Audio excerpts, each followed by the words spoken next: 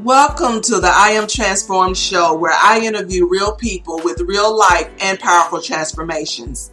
My mission is to educate, inspire, and empower you to make unapologetic life transformations. I simply want to help you discover the power of your choice and voice, develop positive mindset, and remove those shackles that keep you in bondage so that you can transform your life.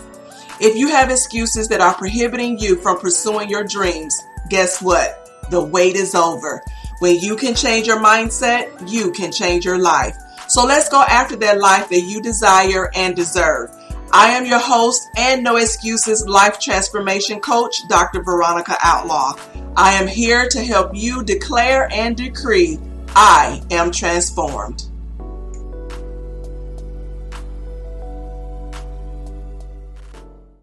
Today, we have a very special guest, an amazing guest, Jacent, who will be sharing her amazing financial transformation testimony. Now, she's a millennial who has exhibited a smart money mindset in order to pay off over $90,000. That's right, $90,000 in debt. She tripled her income. She secured her dream job. And she's going to be dropping some true gems on how to live the life that you desire without debt.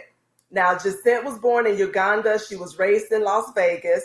She's a licensed marriage and family therapist by day, and by night she teaches motivated millennials how to get out of debt and live their best lives. And Jacent is going to share her story with us with the goal of motivating, inspiring, and most importantly, educating you on creating a plan of daily actions that you can take towards meeting your financial goals. Miss Jacent, how are you, my dear? I'm well. I'm trying not to get choked up. You didn't warn me about your intro video. I'm like, I am transformed. I am. You are transformed. That's why you are on the show. When I saw you on another podcast, I said, I have to reach out to her because it was such an amazing story. So I thank you for accepting the invitation. And we're just going to talk like two girlfriends tonight. Yes, do it. Yeah. So tell us about yourself and what you do. Yeah. So, like you mentioned, I was born in Uganda, but raised in Las Vegas. And by profession, I'm a mental health professional. So I have a private practice that works with women of color on anxiety, depression, trauma recovery, and life, because life is challenging. And I also coach. So I see clients that are either in or out of state. And I taught at the University of Nevada, Las Vegas for 5 years in the classes of personal growth and development, multicultural issues and families, successful couples, and I train the clinicians in the graduate program there. And so I wear a few different hats because I like to keep myself busy. And then in the process of my own personal finance journey, really just kind of getting to the point after a series of losses and going through what I call a grief storm, that I came to and recognized kind of the wreckage from that storm, which was over $70,000 worth of student loan and credit card debt. And I recognized that I had a decision to make. I could keep going down the path that I was going, knowing what that would look like, or decide to try something different and see what happened. And it was what led us to being here having this conversation now, just deciding that I wanted to be out of debt because it was not going to lead to me living the life that I know I deserve and desire. And I stuck to the plan that I created, and it yielded good results. And in the process, I shared on social media, and other people were motivated and inspired by, me and my journey, which I started my journey for myself. I didn't think anyone would really care much or anything like that, And so then I'm like, okay, I think maybe, sometimes we're given our experiences to support other people's growth as well. First it transforms us, and then it can help to transform other people. So yeah, I'm excited to have this conversation. Good. So I understand the student loan. Talk about your credit card debt. What type of things were you purchasing to, compound that debt? A whole lot of nothing, I made myself do an audit of my spending, which I highly recommend everyone do on some kind of regular basis. So I went through my statements of my credit cards because I'm like, how did I get in $20,000 worth of credit card debt? How did we get here? Because I'm looking around my house and I don't see nothing that would represent or value that. So when I went through my statements, honestly, it was a whole lot of nothing. Food, Target runs, every time you go to Walgreens, it's at least $50. I'm like, it's just Walgreens. But then there's all this stuff that you find. So really, it was just complacency. I was paying for being complacent, paying big bucks. And so really, it wasn't anything significant. It was these little death by 1,000 cuts that added up to being over $20,000. And my credit cards were what I paid off first. What I really recognized was that I had credit cards prior to that. I had maybe one or two. I got a Southwest card, right, to get points and all of the fun rewards. And within the year of getting the Southwest card, my credit card debt doubled. So, yeah. Wow, Jacent. I can laugh about it now, but before I was crying. I was like, what tools did you use to actually track those expenses? Because I know my credit union, my bank has a feature where you could track. There's a graph chart that you can track what you're spending and what you're spending it on. It categorizes it like shopping, food. I can't remember all the expenses, but it has a chart that's a visual flow chart. Were you using some type of app or software or other tools to kind of track, or were you just kind of pen and paper? So when I was looking at my credit cards, when I did the audit, I looked back at my statements from previous months. So I looked at my statements, literally went through and was like, Target, spent this much. This place, spent this much. Chick-fil-A. Why did I go to Chick-fil-A 20 times? What was I doing? And so I used my statements to do the audit.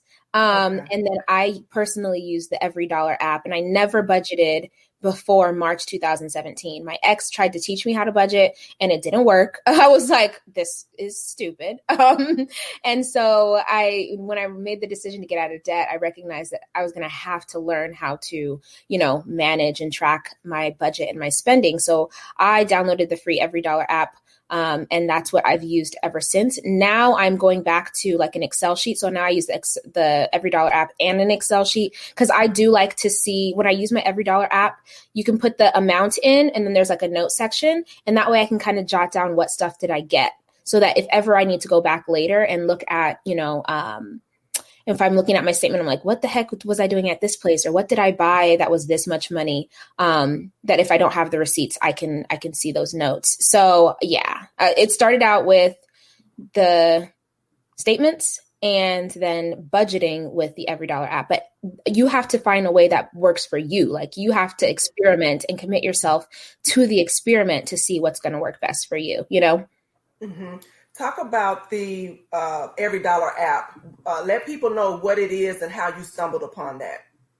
Yeah. So the Every Dollar app is Dave Ramsey's app. He's a financial educator, right? A lot of people have heard of the Dave Ramsey show. And so he has that app and it's free. They have a paid version where it will connect to your bank account. It's kind of like Mint. I think it's kind of like Mint.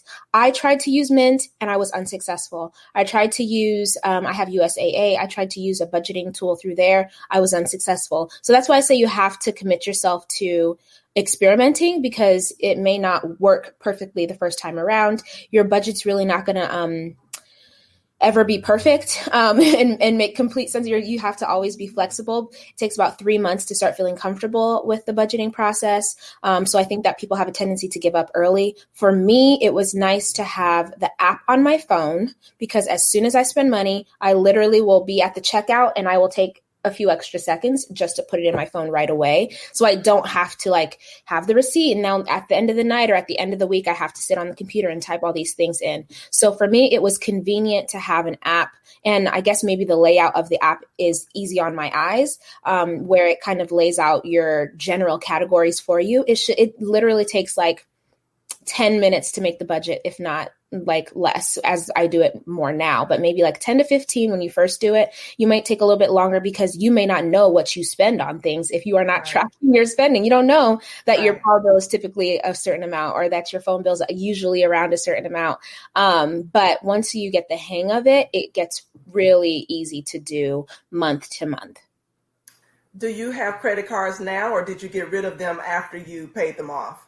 Listen, I cut them up May 7th, 6th, 2017. So I cut them up in May of 2017. Actually, one of my credit cards, because they were still open, I didn't close any of the accounts. I just cut up the cards so I couldn't use them. And one of my accounts, actually one of my oldest accounts, Discover card, they emailed me and was like, hey girl, like you haven't used this card in like 3 years. So we're going to close your account. I was like, bye. Like, okay, I don't need you anyway. So, I don't use any form of credit. I do not do. My business is debt-free. I'm personally debt-free. I would prefer not to ever go in debt again. So I think there are a couple cards that are open, but that there's a zero, like I do not use them at all.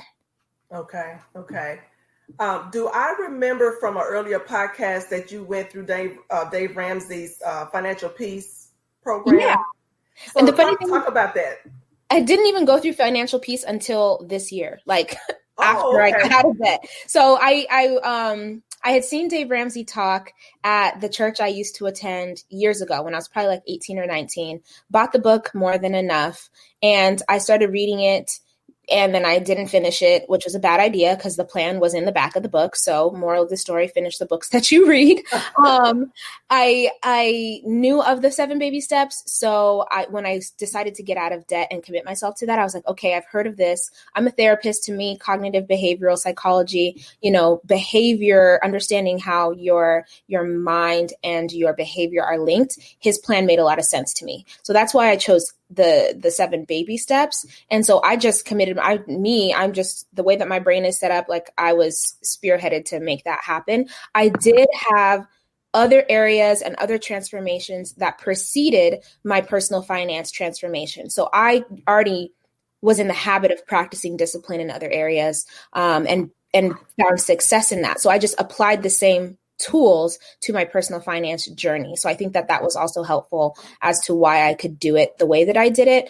But I would highly suggest that, if someone is looking for a plan to, do different plans and see what might work best for you, what makes the most sense for you.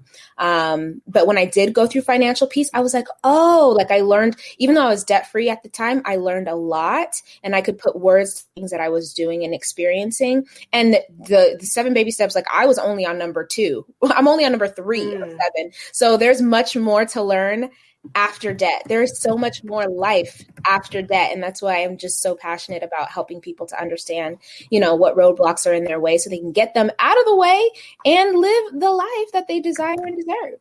Right. Did you happen to use the snowball method? Yeah. At any point? Okay. Yeah. I know we've had some people in our last debt podcast having questions about the snowball method. So if you would explain what that is and kind of how to use it. So there are a lot of different options to pay down debt.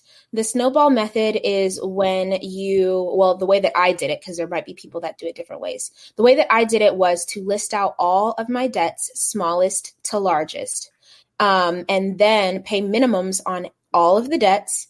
And any extra money goes on the smallest debt. So if there's $100 debt, there's a $500 debt, there's a $1,000 debt. Okay, it goes 1, 500, 1,000. Minimums on all of 3 of them. And then if I have an extra $1,000, I put that on the $100 one, which it would be probably, it would roll over. So I might put 100 on the small one. Then I would put 900 on, I guess I would put 500 on the second to smallest one, and then the remainder on the largest one. Hopefully that makes sense. So you list your debt smallest to largest, pay minimums on everything. Extra money goes on the smallest debt, because then as you knock out the smaller debts, your snowball builds, and then you can put more money on the next one. Then you put more money on the next one. And the little wins, that's where the psychology comes into play. It's called positive reinforcement. The little wins that you experience keep you motivated to move forward and stick to your plan. So that's the way that I did it, and I found it to be very helpful. Were there other tools or resources that you use to either save, budget, and or track expenses?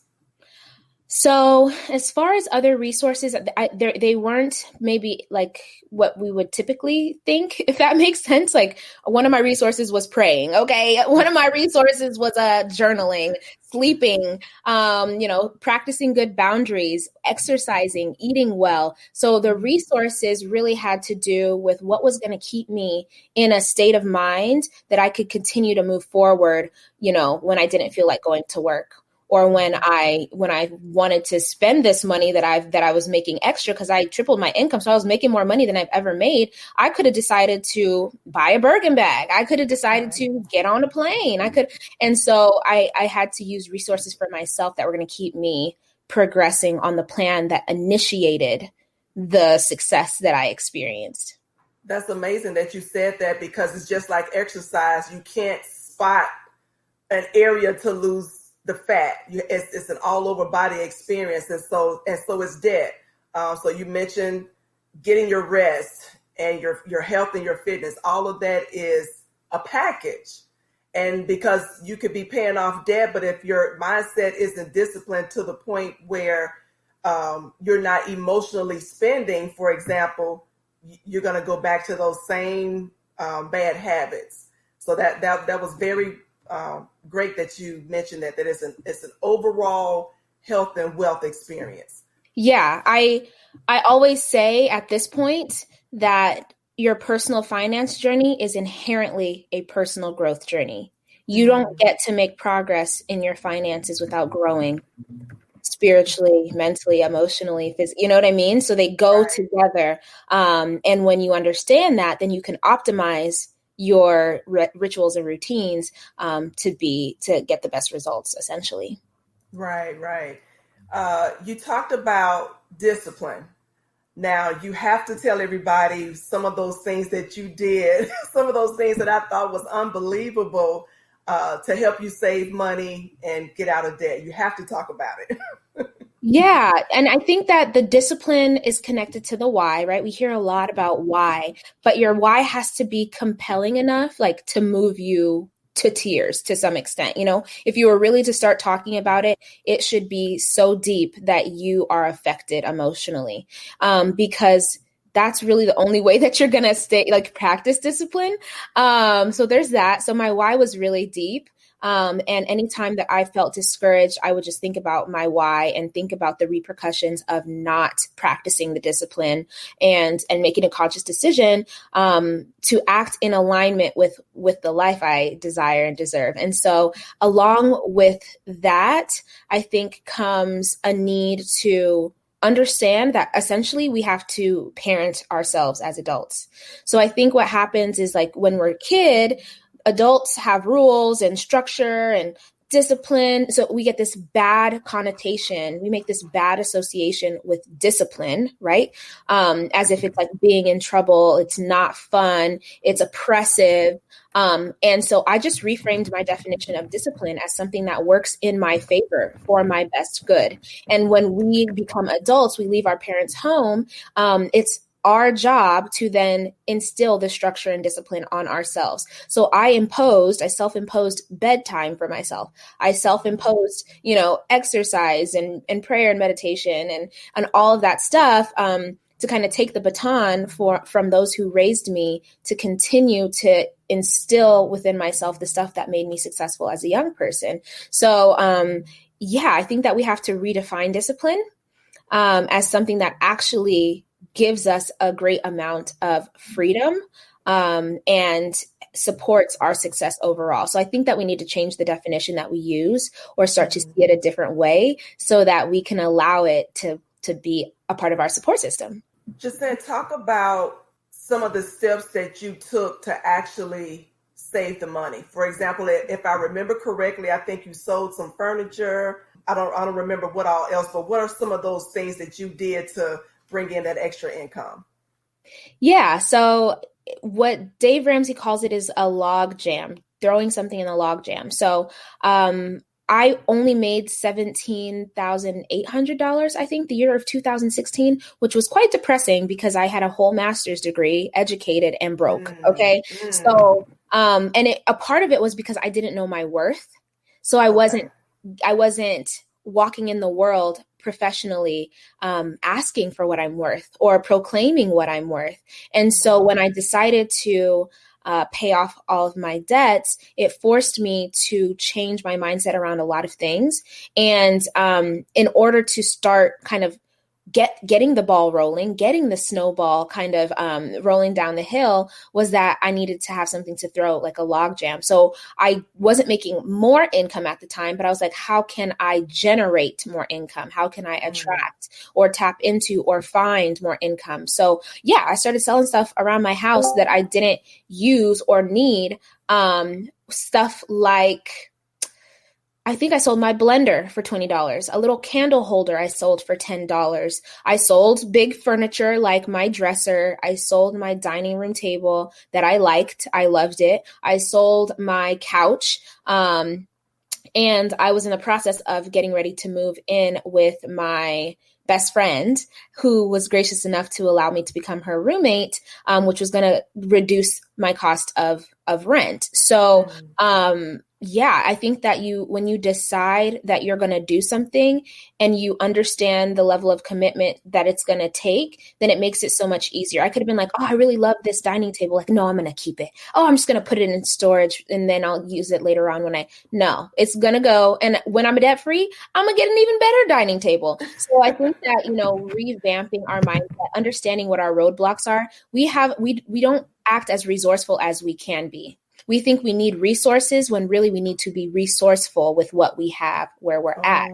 And good. That process helps us to be able to tap into these new creative parts of our brain as far as problem solving.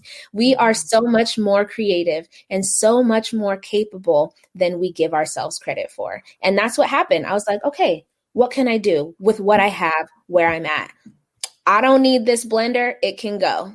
Let's be honest, Jacent, you are not making smoothies every day. Like, we're not about to start now, okay? Wow. And that's important that you say that too, because when a person, let's just use this scenario. If a person, they think their why is very strong. However, they're not ready to make those uncomfortable decisions, like you were just saying, sell all these different things that we have sentiment to. Speak to that person. They know that their why truly might make them cry, but they're not making those actionable steps or those goals in order to start that process like you did. Yeah, I'm literally in the process right now of wrapping up a series on confidence, because what I recognize is that sometimes we have these ideas and these goals and these dreams that are so big, or that they seem like so much more than we can achieve in this moment where we're at right now, that we get discouraged and we doubt our ability to follow through with that or accomplish it. So then we just get paralyzed, we get stuck. The issue with that is that when our thoughts and feelings don't match up with our actions, as a therapist, I'm a teacher, so I have to leave the lessons, that we experience friction.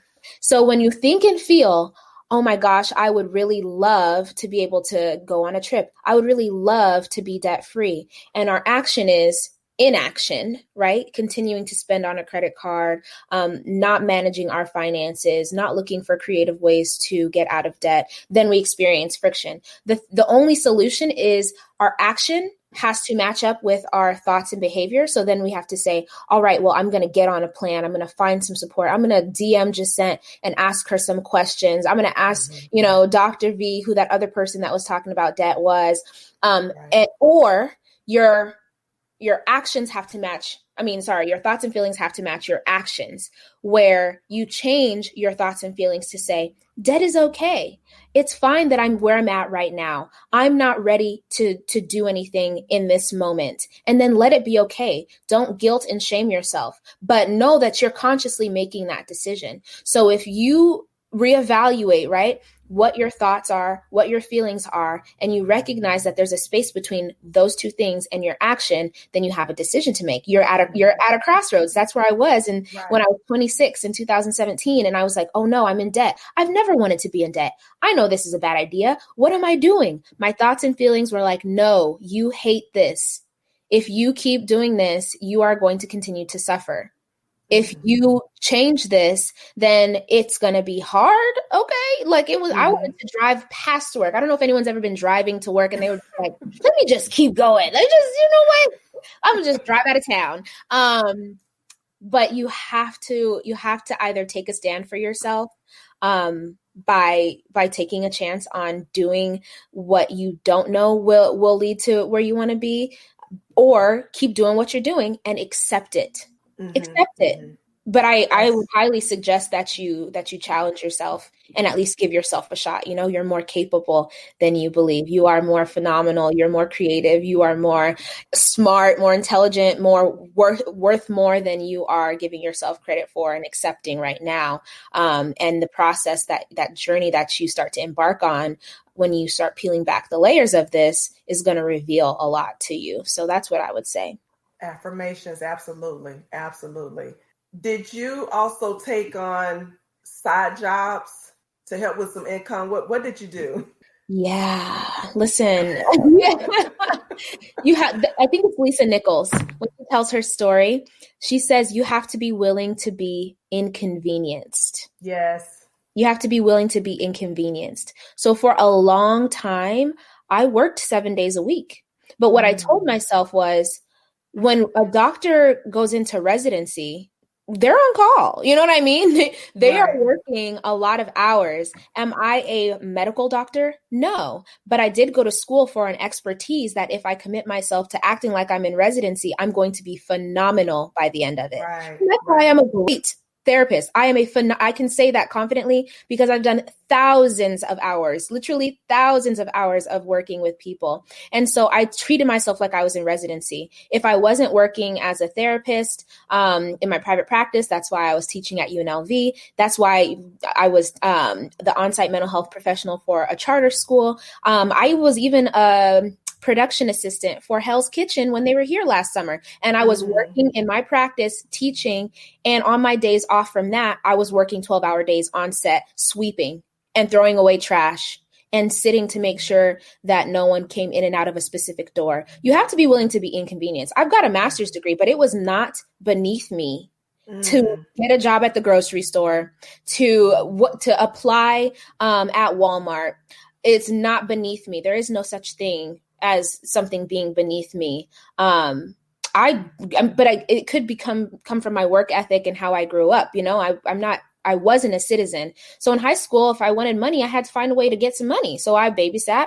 I cleaned my coach's house. I was cleaning her house and I was like, thank you. I was gladly. Thank you for employing me. So I think that we have to like put our pride aside to some extent. And recognize that like the poorest person in America is rich to people that live in certain places in the world. And the opportunities that we have here are abundant in comparison to those of people in other places. I say that not to discredit or invalidate anyone's experience or situation, but to just bring up the reality of the situation. So yeah, I had a whole slew of jobs. I probably can't even name all of them right now. Yeah, that's awesome. When you first took this journey and you sat down and you made your goals, what did your goals look like to tackle the debt? Was it just to get debt free, or did you have goals beyond that? Listen, my goals are to be at the billionaire brunch, preferably. Like, I mean, the sky's the limit. Like, and if I reach for the goal and I don't quite hit it, it's okay. So we can't come up with goals and then not work toward them because we feel like, oh, well, that thing's never going to happen. That's not realistic. Like, of course, let's be realistic, but also allow ourselves to dream. So to be absolutely honest, yeah, my dreams are to be like a multimillionaire by the time I retire. Now I'm like, it would be nice if it was in the next 5 years. So all of my goals I design through desire. I design my goals through desire. And so when I was 26 and I was at a crossroads, I said, what do I desire? What would really make me feel peace of mind and whole and stable? And it was to be debt free. Okay. How much debt are we in? Let's see. $70,000. all right, when would it be nice? When would it be really cool to be out of debt by? Because you have to decide on a date. We can't just be like, yeah, we're going to get out of debt and then just like put an extra $5 and not decide and claim a date. I said, I would like to be debt free by the time I'm 30. I think that would be kind of cool, and then I can invest and save and travel and whatever for the rest of my life after that. So my dreams and my goals are designed through my desire. And when I do that, my brain goes to work getting creative on how to make it happen. So I was like, okay, I was 26 at the time, going on 27. And it was like 3 years, 70,000 divided by 3 years, divided by 12 months, gave me my spreadsheet, gave me my outline for what I would need to do. And I'm telling you, I did not make that money at the time, but it helped me to understand what kind of jobs I need to be looking for. Can I keep my 2 jobs and find something extra? Do I need to get rid of them? Or do I had to get extra on top of what I was already doing? So I had 2 part-time jobs and I got a full-time job on top of that. And that's how I was able to triple my income in order to meet my numbers. So I decided based on the end result first, reverse engineered it, and then made it happen. Jacent, you just broke down that in such a practical way. You have to say that again. You took your debt amount, you divided it by the number of years that you set for yourself, which was 3 years, and then you said you divided that again by 12 months. Oh my gosh. So I think I need to do it again next week. I did it on my Instagram. I told people to send me their numbers and that I would do that breakdown for them. So essentially, right, like I'm going to do some math right now so that we can have a good context of it. 70,000 divided by 3 years is $23,333.33. That divided by, that's how much you would need to pay a year, right, to be out of debt in 3 years. Divide that by 12 months in a year, which is $1,944.44. So that's how much I would have to pay per month for 3 years. I think that's 36 months, I hope. Like I'm a therapist, like I don't do math, which is funny. Other than this basic arithmetic right now, no. But for 36 months, I would have to pay $1,944.44.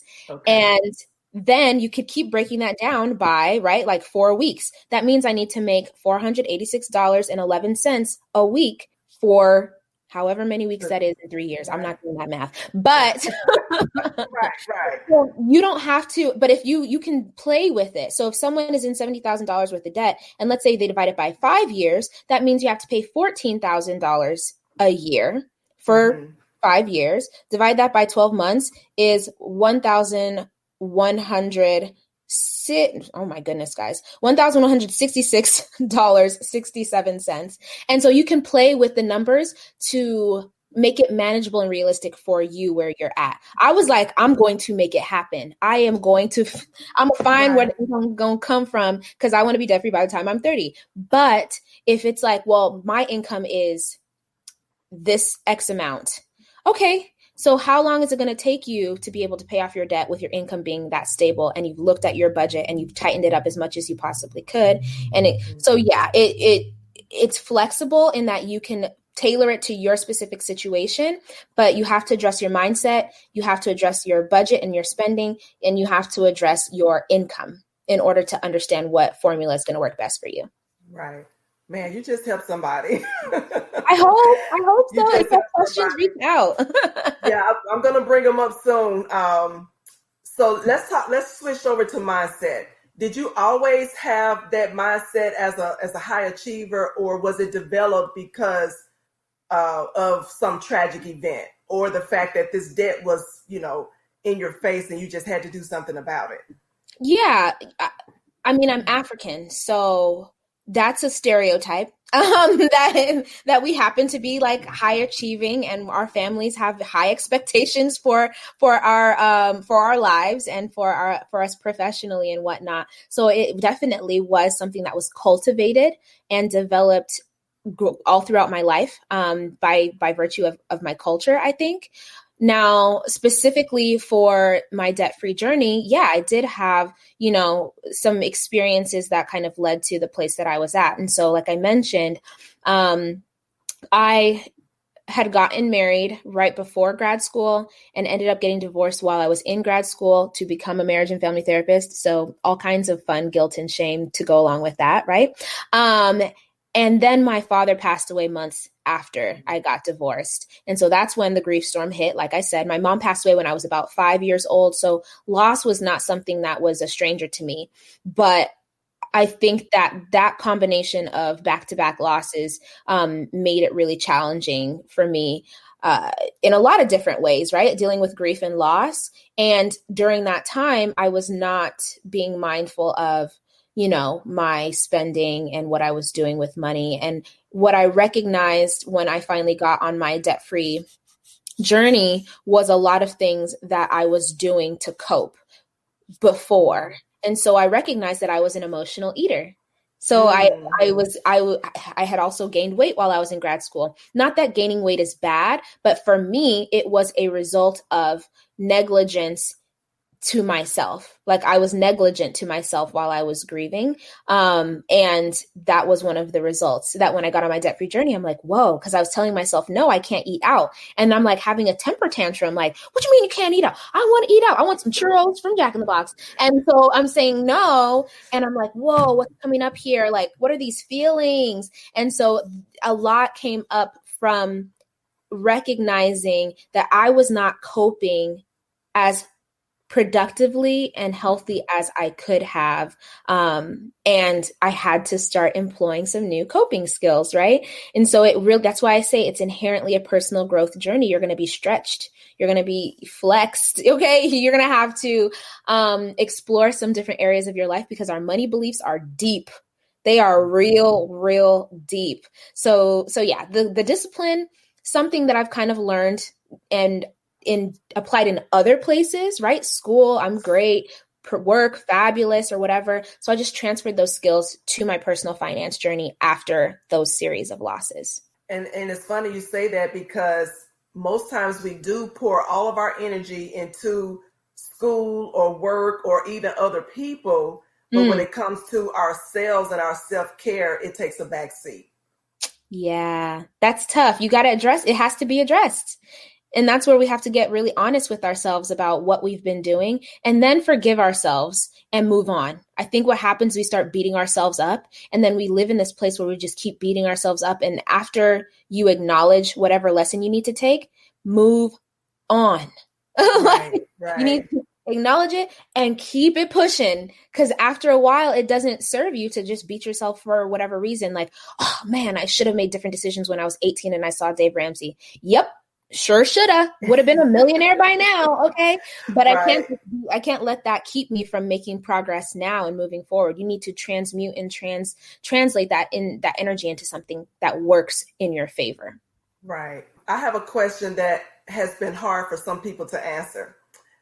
What means more to you, money or freedom, and why? That's not hard to answer. Freedom. Free. What?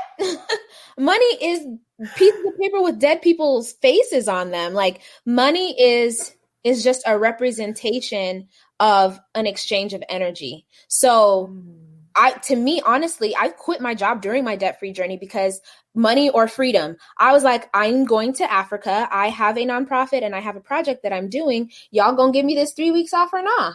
And they were like, nah. And I was like, bye. Oh, wow. So, because but it comes down to like, do you have an abundance mindset or do you have a scarcity mindset? Because if you are living in abundance, I got rid of that job and I found something else. Okay. There's always going to be something else if you have an abundance mindset. If you have a scarcity mindset, you're going to see and experience lack and limitation. I don't know if anybody has glasses that's watching. Anybody's used a Snapchat filter or an Instagram filter. Your lens is your filter. You either have an abundance lens or you have a scarcity lens, and you are going to see the world through that lens, whether you like it or not. So you got to figure out if you got the lens you want, or if you need to trade it in for a different one. So freedom all the way, and everything else will fall into place as it should. Awesome. You mentioned that you were a first generation immigrant from Uganda.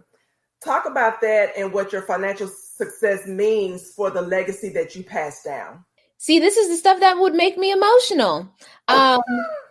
So, man, my Jaja is like 67, 68 now, I think. And to this day, she still works. Wow.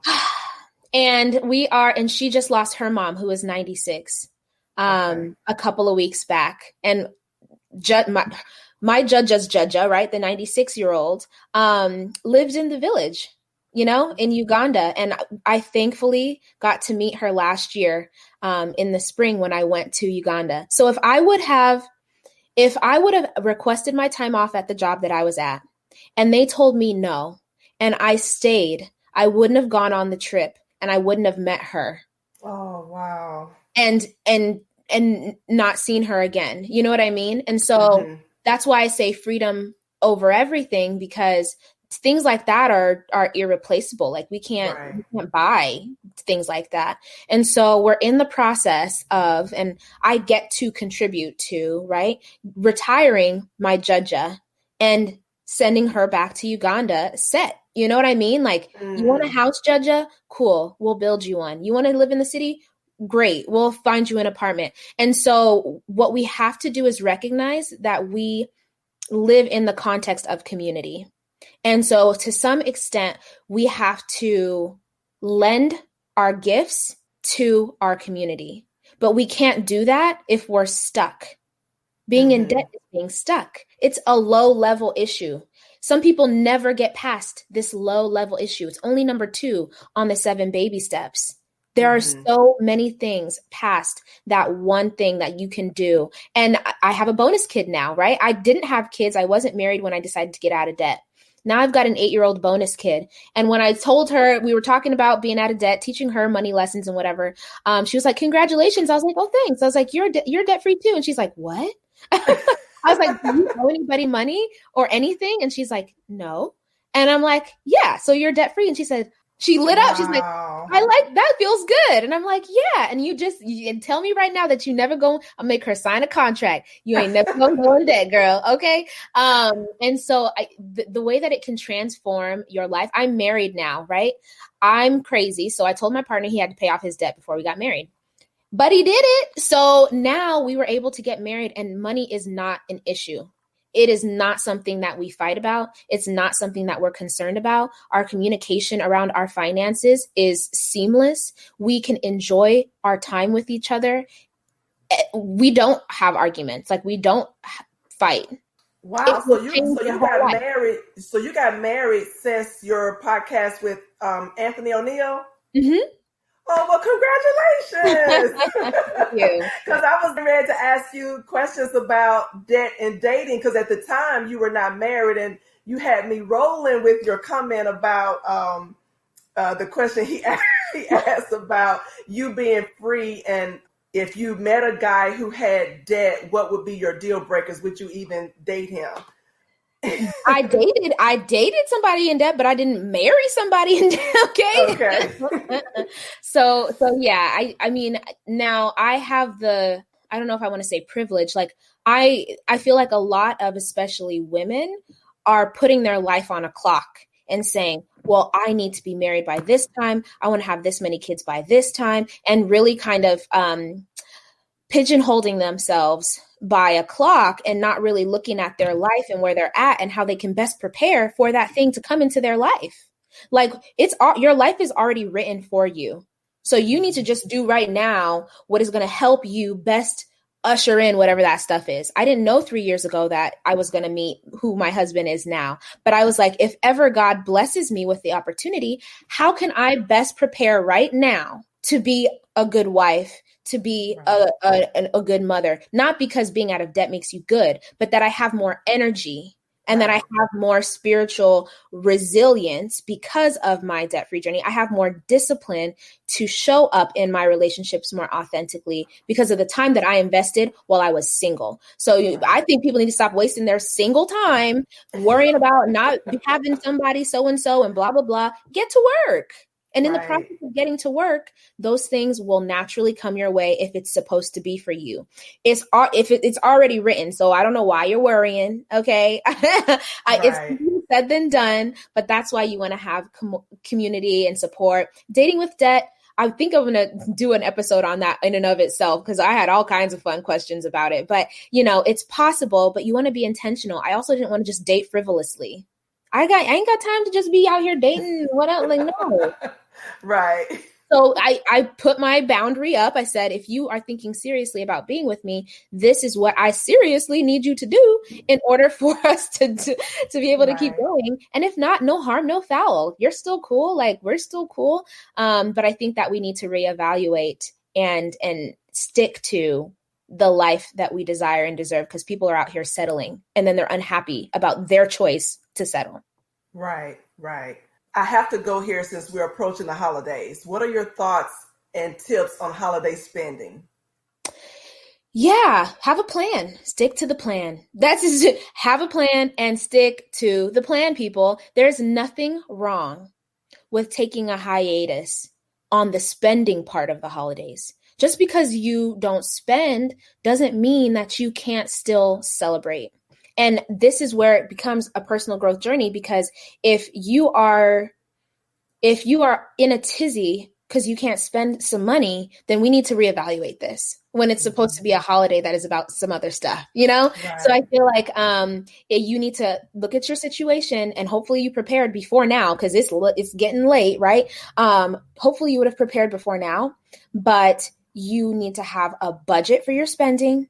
You need to have some honest conversations, maybe with people. You need to tell the kids, hey, y'all, we're making cookies for Christmas.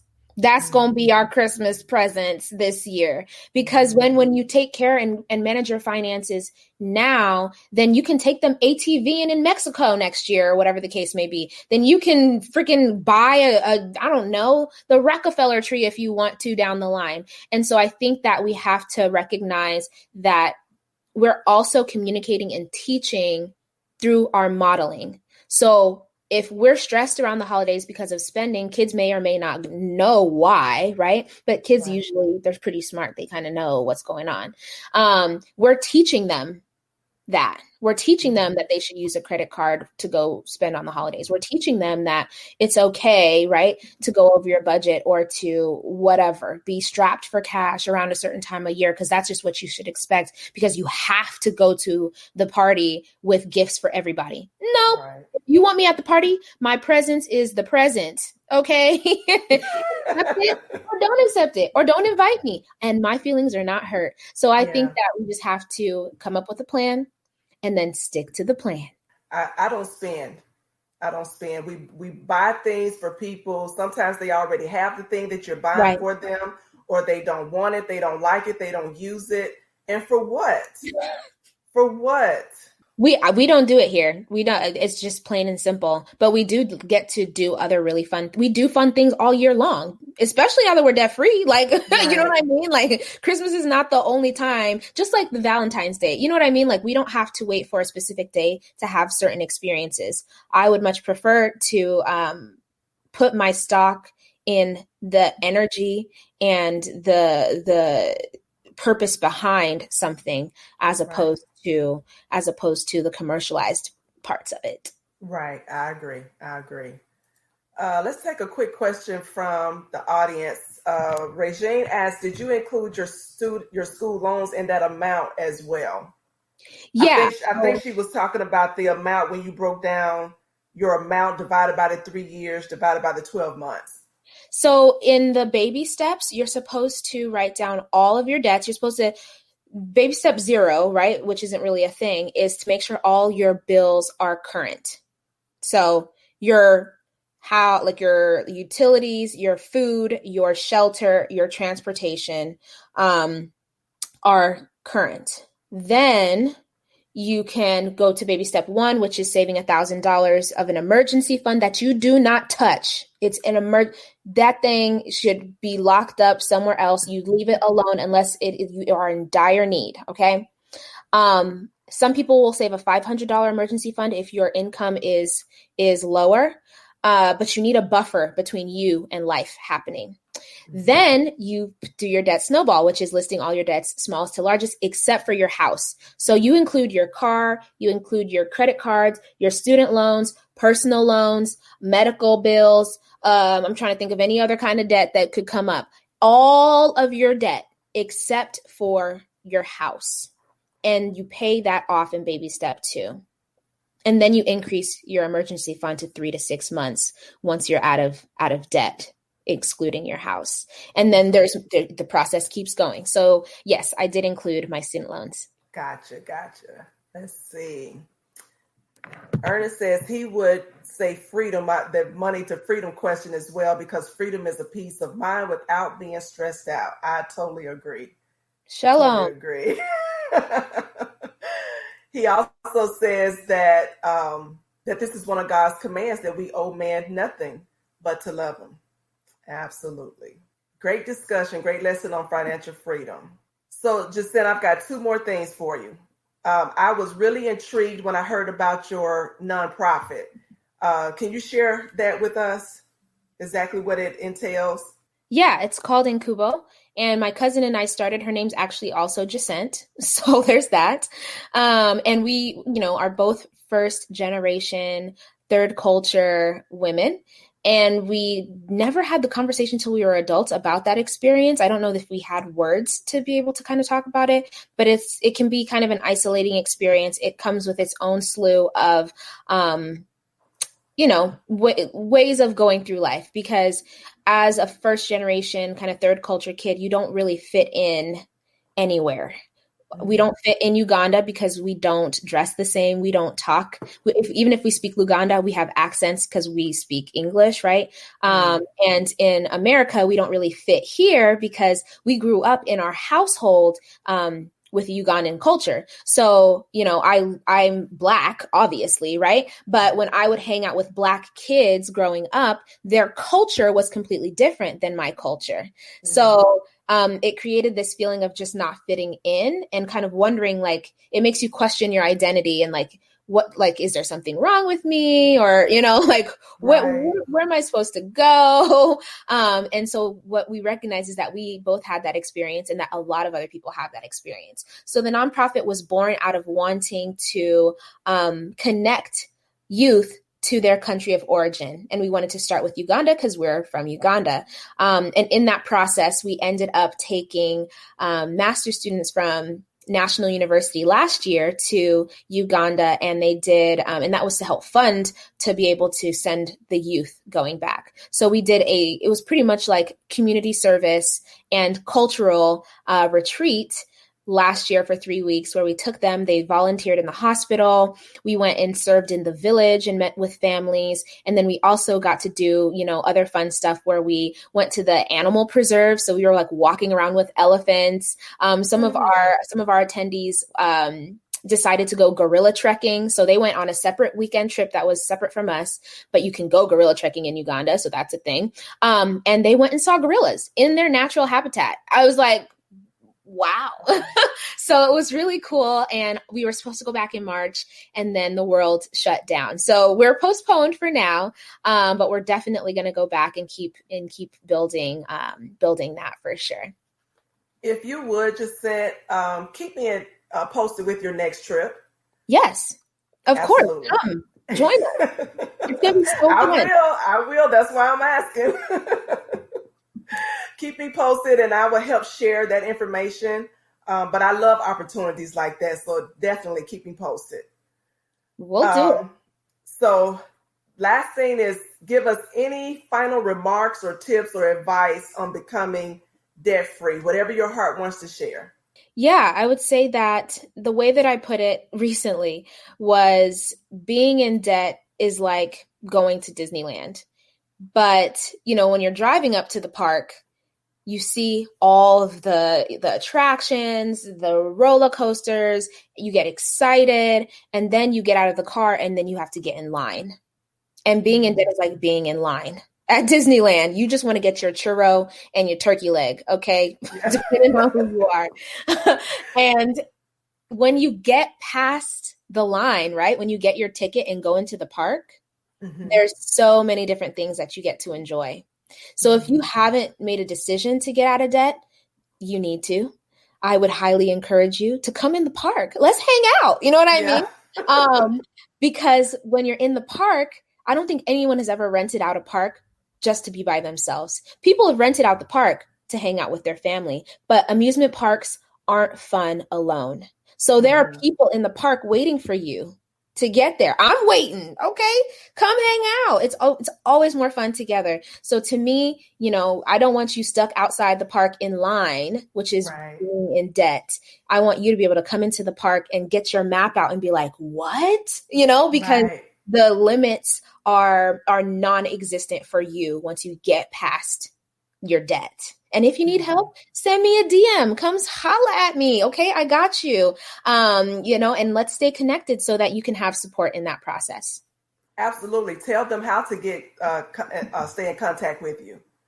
I'm most active on Instagram. So that's Jacent's Gems, JACENTSGEMS. That's also the name of my podcast, available on all major platforms. And I just talk specifically about, personal finance. I have interviews weekly, and I also will talk about relationships and how to optimize and be successful in our relationships. So, find me on Instagram. And when you come over, I'll probably say hi before you do, because I treat my internet home like my house. When people come over, okay, we are respectful and we speak to them. So if I don't speak to you for some reason, then that means there's something going on. Send me a DM so that we can have a conversation.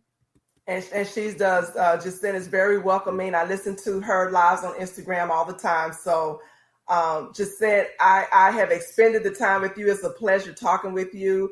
Again, congratulations on your marriage. Congratulations on your debt freedom. And I thank you so much for accepting this invite, and I hope to have you back soon. Thank you. If you are in the market for a great inspirational story that is filled with real life transformations, may I suggest the book, No Excuses, It Starts With You, and the accompanying workbook, No Excuses, 8 Steps to a Life of Abundance. This is a true pain to purpose story written by Dr. Veronica Outlaw. She's an author who has endured domestic abuse, marriage, divorce, abandonment, single parenting, miscarriages, bankruptcy, and many heartbreaks. But God had other plans. Through salvation and releasing the burden of unforgiveness, Veronica is now an author, transformation coach, travel business owner, and radio and podcast producer. If you have been through life trauma and are feeling stuck, this read will inspire you to your next level, and the workbook will take you through your own personal journey to a life of abundance. If you want a personal autographed copy, the combo can be purchased online for $25 plus shipping and handling at www.drveronicaaoutlaw.com. The books may also be purchased online at Amazon, Barnes & Noble, and Books A Million. Just search for No Excuses by Veronica Outlaw to find the book and the accompanying workbook. God bless you.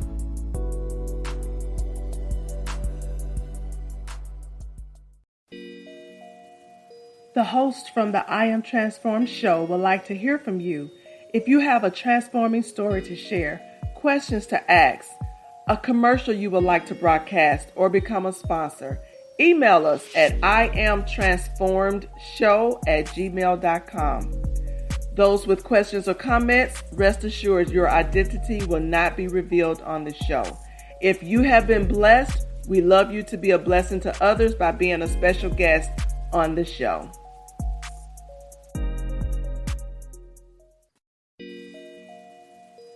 Help share the word by liking, following, and or sharing the I Am Transformed show with others.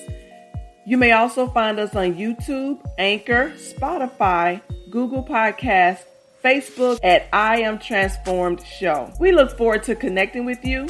You may also support the show by sending donations to PayPal at www.paypal.me/Veronica Outlaw or via Cash App at $Veronica Outlaw. We thank you in advance, and we speak blessings over you and your family. Well, my friend, I've come to the end of the show. It was an absolute honor and pleasure to serve you today. Thank you for tuning in to the I Am Transformed show with Dr. Veronica Outlaw, the show where we interview real people with real life transformations. Be on the lookout for another episode on next Sunday at 6 o'clock p.m. Central Standard Time. Until then, speak life over yourself and pursue your dreams and go after that life that you desire and deserve. Let's tackle these excuses that are hindering you so that you can declare and decree, I am transformed. God bless you.